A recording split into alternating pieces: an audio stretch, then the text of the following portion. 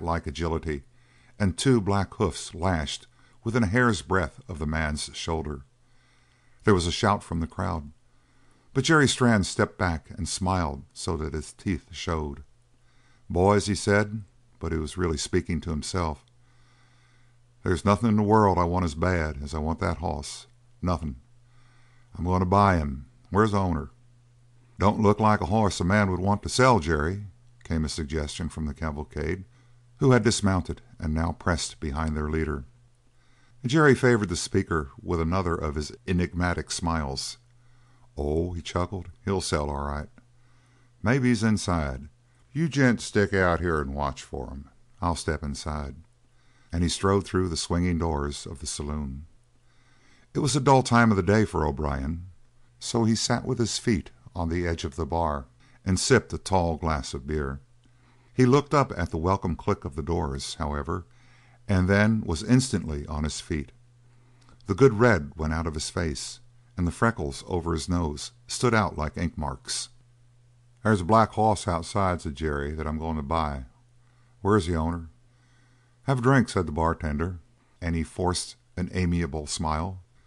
"I've got business on my hands, not drinking," said Jerry Strann. "Lost your chestnut?" queried O'Brien in concern. "That chestnut was all right until I seen that black. Now he ain't a hoss at all. Where's the gent I want?" The bartender had fenced for time as long as possible. "Over there," he said, and pointed. It was a slender fellow sitting at a table in the corner of the long room, his sombrero pushed back on his head.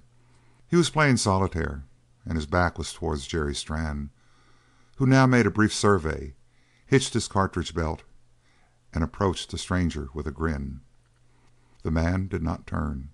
He continued to lay down his cards with monotonous regularity, and while he was doing it he said in the gentlest voice that had ever reached the ear of Jerry Strann: "Better stay where you are, stranger. My dog don't like you." And Jerry Strann perceived under the shadow of the table a blacker shadow, huge and formless in the gloom, and two spots of incandescent green twinkling toward him. He stopped. He even made a step back, and then he heard a stifled chuckle from the bartender.